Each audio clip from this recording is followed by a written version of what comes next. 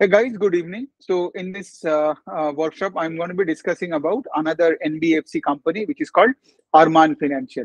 So before I start with Arman Financial, let me tell you, Arman Financial is the NBFC company, which is highly focused on the microfinance space. Okay, and they are growing at the fastest pace. If you look at the entire NBFC MFI sector, and you look at those companies individually, Arman is growing at the fastest pace. So the pace of growth of Arman is the highest among all other companies. इसका बहुत सारे reasons है. उसमें से one of the reasons is because Arman starts with a very small base. If you look at the total asset under management of Arman Financials, it's around 2,000 crore aaj.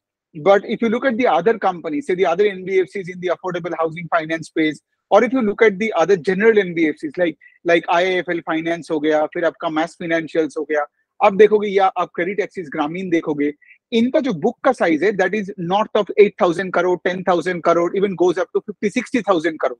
ठीक है, but the thing is this, right, Arman financial since इनका base बहुत छोटा है, they can grow at a faster pace, right. दूसरा चीज आप अगर देखोगे अरमान फाइनेंशियल्स का, they were only present in 6 states. 6 states में था लाइक टिल लास्ट ईयर इन्होंने क्या किया, ये लोग बहुत एग्रेसिवली बिहार और हरियाणा में गया, राइट. और अगर आप इस साल में भी देखोगे, ये लोग आंध्र तेलंगाना में भी घुस गया. सो इससे क्या है, इससे आपको ये पता चल रहा है, and I think they have also entered into Chhattisgarh, right. So they have added 4 more states, right, in the last 2 years. It just shows कि अरमान फाइनेंशियल्स इतना एग्रेसिव हो इसीलिए पा रहे because they start from a very low base, right. So अगर मैं अरमान का numbers बताऊं तब आपको समझ में आ जाएगा why do I talk about the fastest pace of growth वाला बिजनेस.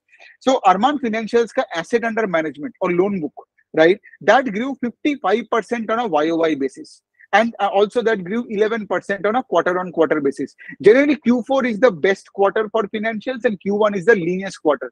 लेकिन देखो Q4 से भी Q1 में there is an 11% jump in the AUM का growth or the loan book का growth. That clearly shows the pace at which Arman is growing, which is very very high. इसका कुछ और रीजन है. एक तो ऑफ कोर्स लाइक मैनेजमेंट को जब कोई पूछा था कि like what is the secret behind this, uh of course as I talked about the small base. Second is the credit upcycle, right, क्योंकि अरमान को आज पूरा क्रेडिट अपसाइकिल का फायदा भी मिल रहा है. And third is the geographical distribution that they are doing. So as I said, right, they were in 6 states in 2021. Now they are into 10 states, right? So 6 मतलब they basically expanded their geography by 100% almost, आप बोल सकते हो, right? 6 state था, अभी 10 states हुआ. And I can tell you this, a large chunk of this high pace of growth is coming to Arman because of Bihar doing very well. तो अगर आप एक ट्रेंड देखोगे, इसमें मैंने एक ट्वीट भी किया था probably 15-20 days back कि all the Bihar based companies are doing very very well.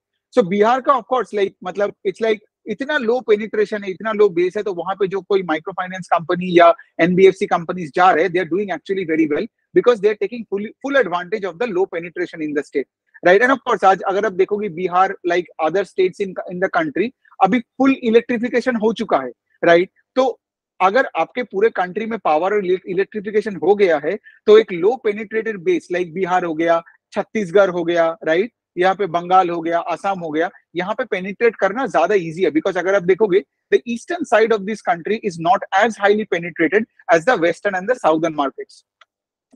Okay, तो अगर मैं थोड़ा सा और अरमान का बात करूं, थोड़ा बुक का बात करूं, like as you understood, right, कि माइक्रो फाइनेंस लेंडिंग करते हैं, सेमी अर्बन टू रूरल लोगों को लेंड करते हैं, correct. But let's understand the breakup of the book. So almost 84% of the book is microfinance book. एकदम microfinance lending करते हैं. और जो बाकी का जो 16% है, वो आपका है MSME lending, SME lending. मतलब यही छोटे छोटे दुकानदारों को, पोल्ट्री वाले को, छोटे छोटे लेबर, डेली लेबर वर्कर्स को, राइट, फैक्ट्री वर्कर्स को, छोटे छोटे फैक्ट्रीज को पैसा देना. That is the MSME sector which is 13%. और इसके साथ अगर आप देखोगे बाकी का जो डिवीजन है वो उनका कुछ 2 व्हीलर 4 व्हीलर का छोटा सा एक डिवीजन है. बट मेजोरिटी अरमान का 85% आता है उनका माइक्रो फाइनेंस डिवीजन से. और अगर आप 85% of the total book is micro finance, उसमें भी आपको देखना पड़ेगा कि there are 2 kinds in micro finance. एक होता है जॉइंट लेंडिंग ग्रुप, मतलब आपने गांव में 10 औरतों को एक साथ लोन दिया, गॉट इट. लेकिन कुछ औरतें ऐसे होंगे जिनका repayment capability will be very high. Let's say अपने 10, मतलब मैं एक सिंपल एंगल से आपको समझा रहा हूँ कि कैसे एक कस्टमर का ट्रांजिशन होता है from a joint lending group to an individual MFI borrower, ठीक है. तो लेट्स से आपने 10 महिलाओं को लोन दिया उसमें से आप देख रहे हो कि एक 1 out of the 10 महिला जो एक है, वो अपने बिजनेस को बहुत सही तरीके से बढ़ा रहा है, वो टाइमली रिपेमेंट कर रहा है, और वो हमेशा अरमान के पास आके और एक्स्ट्रा पैसा मांग रहा है, बिकॉज उसका डिमांड बहुत हाई है। लेट्स से उस औरत ने एक छोटा सा किराना का दुकान खोली, राइट, तो वो किराने का दुकान एकदम चल गया, सब आ रहे हैं लाइन लगा के, ठीक है। सो अगर ऐसा सिचुएशन है तो अरमान क्या बोलेगा उस औरत को, लाइक, बिकॉज देखिए, अब अगर वो औरत को अब तो ज्यादा लोन चाहिए ना, वरना क्या होगा, अरमान से नहीं मिलेगा तो वो कोई बैंक के पास चला जाएगा, और अगर कोई किसी बैंक के पास चला जाता है तो वो कस्टमर अरमान से निकल जाएगा। तो अरमान क्या किया है, एक इंडिविजुअल माइक्रो फाइनेंस का एक डिवीजन बनाया, तो दैट के जॉइंट लेंडिंग ग्रुप में जो कस्टमर्स बहुत अच्छे तरीके से रिपेमेंट करेगा, बिजनेस का कैश फ्लोज अच्छा होगा, उनको वो इंडिविजुअल माइक्रो फाइनेंस लोन देगा, जो कि ऑन द हायर साइड, मतलब यहाँ पे टिकट साइज ज्यादा होगा, और राइट, और कस्टमर्स क्या होगा, विल बी स्टिकी टू अरमान, मतलब अरमान का कस्टमर अरमान में ही रहेगा, rather than going to another bank or any other NBFC for its credit requirement. तो अगर मैं थोड़ा सा बात करूं तो this is the book of Arman financials, right. और दूसरे एंगल से अगर आप देखोगे, इंडिविजुअल MFI कस्टमर्स और MSME में Arman makes a higher yield than the yield they make in the group loans, got it. So going forward Arman का मैनेजमेंट कॉन कॉल में यही बोला है कि we will be focusing more on the individual micro finance part in the whole micro finance book as well as the MSME book, right. ताकि उससे उससे क्या होगा, the yield on the overall book will keep going up and Arman would be able to maintain its high NIM and the ROE number. तो अगर मैं ROE का बात करूं तो the ROE number is 37%, which is probably one of the highest in the industry. Again, it stems because of the fact because of the low base, but Arman works with high leverage, जो मुझे बहुत अच्छा लगता है, that if you are a financial, you should work with a high debt to equity ratio, right? So Arman ने पिछले साल भी, if you see, they raised equity capital at a price to book of 5.5, right. So अगर कोई market से at a high price to book पैसा उठा रहा है, दैट मींस मार्केट ही आपको बता रहा है कि this financial is in a very strong position, got it. Because कोई 6 टाइम्स 5 टाइम्स बुक में मार्केट किसी को पैसा क्यों देगा, गॉट इट। जबकि आप देखोगे the poor financials which are like less than book or 1.5 times book, उनको फंडिंग नहीं मिलता है, उनको इक्विटी फंडिंग डाइल्यूशन के लिए नहीं मिलता है। और यहाँ पे if you can dilute equity at 6 times book, you have to dilute less equity and you get a lot of money, got it. So इसके लिए क्या होता है, you get a boost on your return ratios going forward. तो वही अरमान का आप देखोगे 30, 35, 40, 45% का उनका ROE का नंबर होता है, राइट। सो ये बन जाता है point.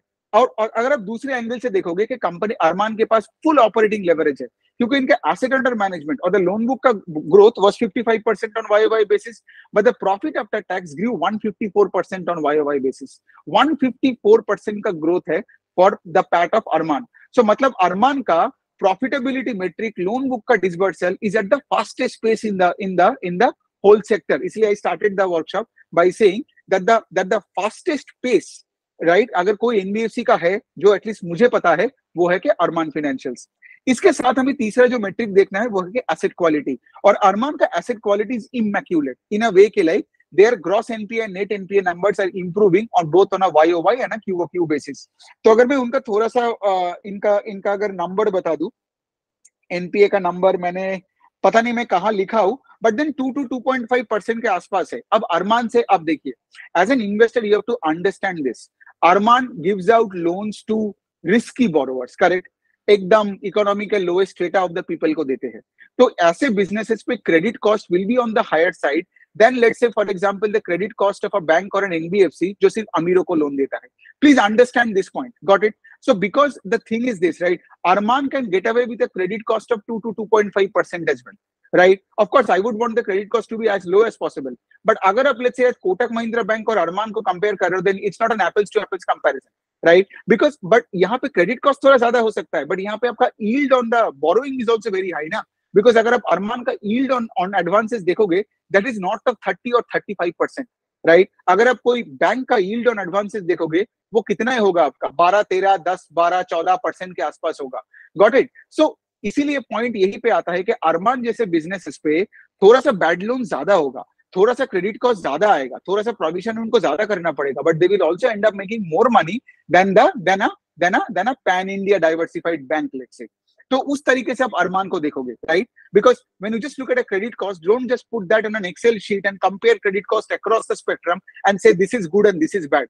That's not how you do it. You have to understand the business model and see कि वो क्रेडिट कॉस्ट का अंदर जो इनहेरेंट बिजनेस मॉडल है आपको वो समझना पड़ेगा। अब थिंक अबाउट दिस, राइट, कि जैसे मैंने बोला कि लाइक अरमान का मैनेजमेंट को जब पूछा, right, the management is very bullish in the whole micro finance space. They say that they can grow their book by 35 to 40% CAGR for the next 3 to 4 years. That means they can treble their book in the next 3 to 4 years. तो अभी 2000 करोड़ का loan book है, they can treble it to 6000 crore by let's say FY26 and FY27. और अगर आप देखोगे in this whole journey ना, अगर आप 3-4 साल में अपने लोन बुक को 3x कर रहे हो, 2.5 to 3x कर रहे हो, इसका मतलब आपको और इक्विटी कैपिटल रेस करना पड़ेगा, और अरमान ये करेगा भी। But for the time being, since वो लास्ट ईयर में पैसा उठाया, तो अभी वो और पैसा नहीं उठा रहे, right? So that's how you should be looking at a business. That's why से कि लाइक कोई भी ऐसा माइक्रो फाइनेंस कंपनी है नहीं, कोई भी ऐसे एनबीएफसी है नहीं जिन्होंने ये बोला कि हम 40% से ग्रो करेंगे for the next 3 to 4 to 5 years. Got it? तो ये हो गया बात। आई ऑल्सो टॉक्ट अबाउट कि अरमान आगे जाके कहां पे फोकस करेगा, individual MFI as well as the MSME sector, so that they can maintain the high yield, maintain the high ROE and the ROA numbers. Got it? तो यही हो गया। And again having said that, ऐसे companies like if you look at Arman financials, Bajaj finance, जिसका yield always is on the higher side, right, इनका collection team has to be very very strong. Because if you think about this, right, इनका जो customers है, right, ये customers को unsecured lending करते हैं इन micro finance, right? तो इनका जो कलेक्शन टीम है that has to be extremely extremely strong. So Arman financials बार बार कॉन कॉल में यही बोलता रहता है कि like we have a very strong collection efficiency team, right? Because अगर आपका कलेक्शन टीम अच्छा नहीं है ना, तो आपका मतलब आपका एकदम एनपी एकदम झटक से बढ़ जाएगा। Because all you have to do is you have to give out the money and you have to then constantly track, monitor and ensure कि आपका जो कस्टमर है वो पैसा टाइमली आपको वापस करे।